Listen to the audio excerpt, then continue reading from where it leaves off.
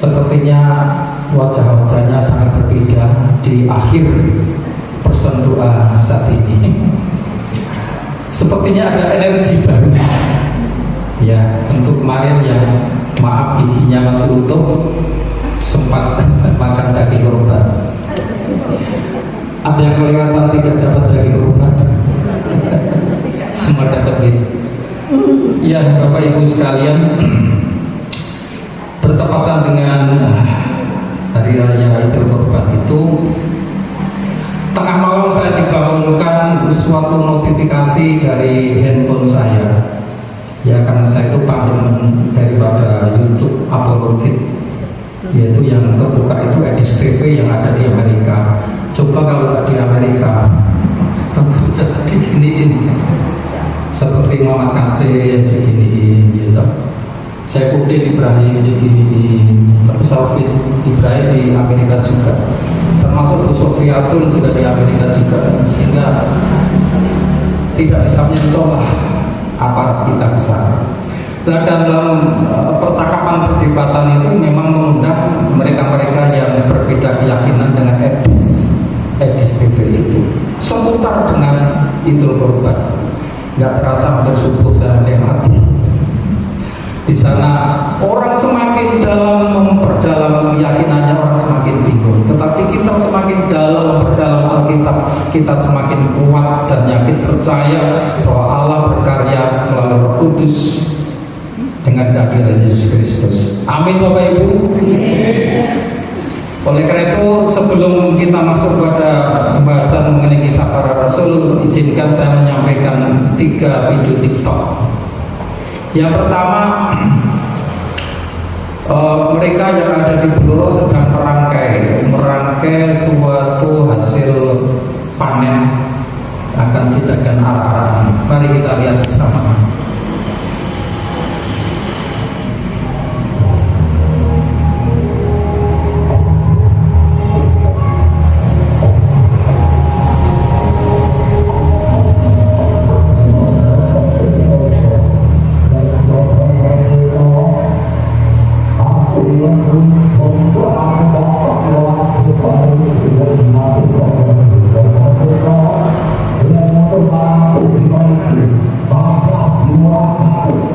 Cukup ya.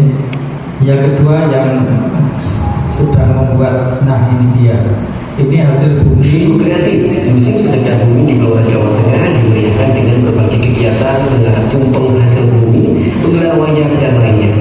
Menariknya ada warga yang kreatif dengan membuat naga dan kaca panjang yang melilit pada tumpeng hasil bumi yang menghabiskan 25 kg kaca. Wow.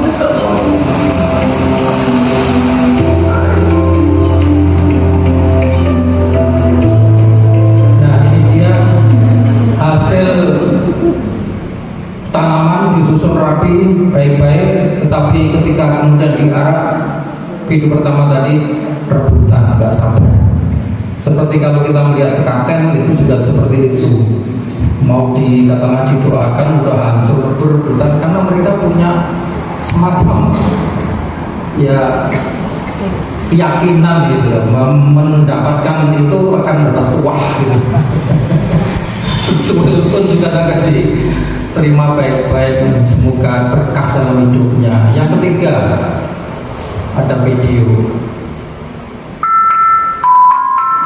Tradisi Riaya Unduh-Unduh yang menjadi identitas kolektif masyarakat GKJW Mojokerto bermula dari kegiatan pengumpulan hasil panen yang dikenal dengan istilah lumbung miskin dan berkembang menjadi lumbung Biokuna. Kedua istilah tersebut dipakai untuk awal periode lahirnya Riaya Unduh-Unduh yang sudah dirayakan sejak era Hindia Belanda hingga sekarang ini. Selain memuat cikal bakal Riaya Unduh-Unduh, juga menjelaskan mengenai nilai filosofis serta makna dari prosesi Riaya Unduh-Unduh. Perwujudan dari makna perayaan Unduh-Unduh itu sendiri adalah pernyataan syukur atas kelimpahan berkat yang diterima dari Tuhan, sekaligus untuk lebih meningkatkan pengelolaan tanah sawah, di mana kalau masih ada kekurangannya untuk pekerjaan yang akan datang. Arti penting tradisi Unduh-Unduh adalah menghargai karunia dari Tuhan. Nah, dapat kita bandingkan video yang rebutan tadi dengan video di Wocorno dengan penuh khidmat, penuh syukur, rapi, indah, dan semua berbau. Sudah menjadi tradisi sejak zaman Hindia Belanda. Yang di Bluro pun juga demikian. Suatu ungkapan rasa syukur kepada Tuhan Sang Pencipta alam ini, memberikan berkah berupa hasil bumi yang melimpah. Di Bluro itu biasanya dilakukan pada hasil musim tanam kedua, yaitu di bulan-bulan April, Mei, Juni ini sudah panen. Dan biasanya kalau tadi ada kacang, ada terong, tomat, itu adalah hasil panen ketika musim, katakanlah musim kemarau. Kalau musim hujan itu ditanami kacang sebagainya, akan tumbuh daunnya lebat tapi buahnya sedikit. Inilah ungkapan syukur. Dan istimewanya di Bluro tidak memandang itu agamanya apa, itu etnis apa, semua berbau. Berdoa juga bergantian dilakukan supaya ungkapan syukur dikatakan sedekah bumi. Mereka menghargai bumi pemberian Tuhan itu dengan ungkapan syukur, memberikan syukur sehingga hasil panen itu dinikmati bersama oleh masyarakat. Dan tentu ada doa-doa di lain waktu, kiranya Tuhan memberkati mereka dalam hasil panen yang lebih baik lagi. Demikian pula di Mojowarno ini tidak lepas daripada keyakinan umat Kristen GKJ Mojowarno dan sekitarnya sampai dengan Jombang akan berkat Tuhan. Dan pada saat ini ketika kita membaca dari kisah para rasul itu, ada peristiwa di mana setelah perayaan Paskah Yahudi, yaitu Paskah lepasnya bangsa Israel dari tanah Mesir, itu dirayakan pada hari yang ke-50-nya Pentakosta. Dan menurut catatan itu dilakukan juga sekitar bulan Mei atau bulan 6 Siwan, itu sekitar pertengahan bulan Mei. Nah, Bapak Ibu sekalian, pada momen Pentakosta yang ke-50 setelah Paskah itu juga bertepatan dengan ketika hari ke-50 Paskah umat Kristen, yaitu hari ke-50 setelah kebangkitan Tuhan Yesus Kristus. Karena selama 40 hari Tuhan Yesus menampakkan diri kepada para murid dan orang-orang yang menjadi saksi yang kemudian dapat menulis di dalam Alkitab yang bisa kita baca saat ini.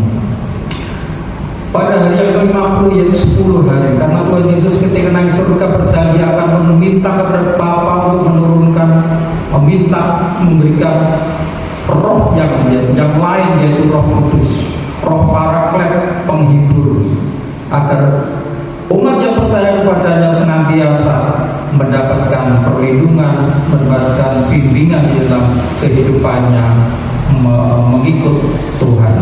Nah, Bapak Ibu sekalian, momentum pada saat itu adalah sangat tepat, di mana ketika banyak orang itu berkerumun akan merayakan Pentakosta.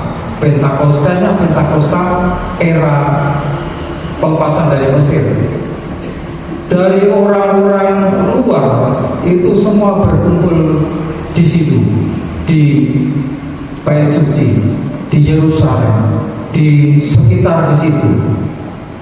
Momen yang sangat penting bagi umat Kristen, karena disitulah kemudian kekuatan, semangat daripada para murid, para rasul, para utusan itu kemudian bangkit menyebarkan Injil ke seluruh dunia.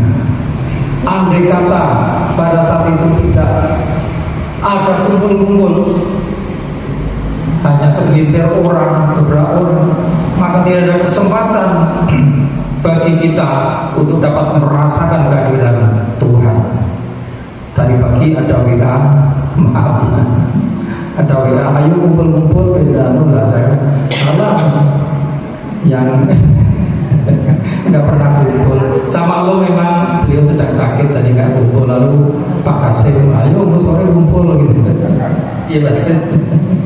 Ya pada saat berkumpul itulah ada energi baru. Bapak Ibu kalau melihat tukang sate, mungkinkah sate itu dibakar dengan satu potong arang? sedikit ya, harus ditambahkan banyak arang di kipas atau di kipas angin. Udah petik, timbullah panas semangat. Nah itulah yang terjadi pada saat kita kasbah itu. Roh Kudus hadir memberikan semangat kepada semua orang. Dan eloknya yang keseharian mereka itu berbahasa Arabik atau berbahasa Syria, itu tiba-tiba mereka kemudian memberikan kesaksian tentang kehadiran Kristus itu dalam bahasa-bahasa yang hadir di situ. Eloknya di situ. Mereka bercanda, ini kan bahasaku, kok mereka bisa tahu. Nah Bapak Ibu, memang di sana bahasa Arabik atau bahasa Syria merupakan bahasa sehari-hari. Artinya kalau di kita itu kepada anak kita, kepada orang lain kita ketemu dengan bahasa Indonesia. Tapi di rumah ya bahasanya dewi-dewi. Di Jawa ini banyak bahasa-bahasa, tapi mengatakan orang adalah satu lumpur bahasa Jawa. Tapi coba Bapak Ibu datang ke Jawa, ke Sudut, atau ke Tegal, ke Purwokerto, ataupun ke timur lagi ke Banyuwangi, mereka dengan bahasa-bahasa sendiri. Apakah Bapak Ibu bisa tahu maknanya? Tidak. Ketika saya potong rambut Madura, saya bercakap-cakap dengan bahasa Indonesia atau kadang bahasa Jawa, si tukang cukur tahu. Tetapi ketika datang temannya dengan bahasa Madura, wah, tapi saya nggak bisa menangkap. Nah ini yang terjadi ketika para rasul, para murid itu kemudian tiba-tiba dapat bahasa, banyak bahasa. Saya itu dari akhir tidak kurang daripada 15 bahasa. Inilah yang terjadi mujizat, sehingga benar apa yang dikatakan oleh Tuhan Yesus, pergilah jadikan semua bangsa itu muridku. Menjadikan murid Tuhan Yesus tidak terpaku pada satu bahasa, sehingga yang menjadi kelemahan saudara sebelah, karena mereka hanya bisa membaca dalam satu bahasa, satu tulisan, tapi tidak bisa memahami makna artinya. Maka dengan demikian, tadi saya katakan PJSTV itu 13 tahun mempelajari bahasa mereka, alkitab mereka. Ketika mereka semakin dalam mempelajari punya mereka semakin bingung. Oh ternyata. Maka Bapak Ibu sekalian, bahasa ini sangat penting sekali bagi kita sekalian, sehingga kenapa Aceh juga banyak yang percaya pada Tuhan, karena ada bahasa. Ketika Padang kemudian ada bahasa Padang, kita ditentang, tapi kemudian diam-diam ternyata orang mengunduh lewat handphone dengan bahasa mereka. Banyak orang yang bertobat. Bapak Ibu yang dikasihi oleh Tuhan Yesus Kristus, dalam makna kita merayakan Pentakosta, bagaimana orang berkumpul pada saat itu ingin merayakan hasil panen gandum. Dia bersyukur, mereka bersyukur atas panen yang melimpah. Dengan demikian mereka juga diberi tanggung jawab untuk memanfaatkan berkat Tuhan itu bagi sesamanya. Mungkin di Jawa ini sudah lama sekali tidak ada perayaan gunduh secara faktual ya. Mungkin berbagai alasan, dan nanti kalau yang dari tema kan bawa pohon, telok, banyak jenisnya, yang beli siapa? Yang di kota nggak punya lahan, panen apa? Ya gajinya itu panen dari Tuhan. Akhirnya dengan cara praktis amplop undur-undur. Tapi kami tidak tahu apakah tadi sidangnya sudah bahas undur-undurnya secara natural atau natural, kita tahu. Tapi yang terjadi di Mojowarno, dan sempat kami juga studi banding di sana, pernah dilakukan di sini. Ternyata hasil panen juga habis. Kalau nggak habis ya bagi-bagikan yang tidak bisa lelang, ya bisa terjadi, karena momen itulah momen yang menjadi, katakanlah menjadi trademark ya. Kalau divisi misinya, divisi yang pertama itu ada branding. Branding di KC Wonogiri itu mestinya antara lain adalah undung-undung dan gamelan. Maka tadi maaf saya mengirim surat pada majelis, gamelan itu menjadi branding misi di KC Wonogiri, termasuk undung-undung itu mestinya juga demikian. Walaupun tak 10 tahun terwujud, nyatanya Karawitan masih jatuh di Bugariji, dan Bugariji ini yang selalu memberikan semangat kepada kami-kami. Oleh karena itu Mas Dono sekalian, Mas Kasih yang muda-muda, ayo. Itu seni budaya kita. Karena apa? Ungkapan pujian kita dapat diwujudkan melalui karawitan yang banyak didengar orang, indah, enak. Nah Bapak Ibu sekalian yang dikasihi oleh Tuhan Yesus Kristus, pada momen Pentakosta ini, marilah kita dengan berkumpulnya kita semakin melekatkan diri berkumpul, jangan sendiri di pojokan, karena tidak ada interaksi.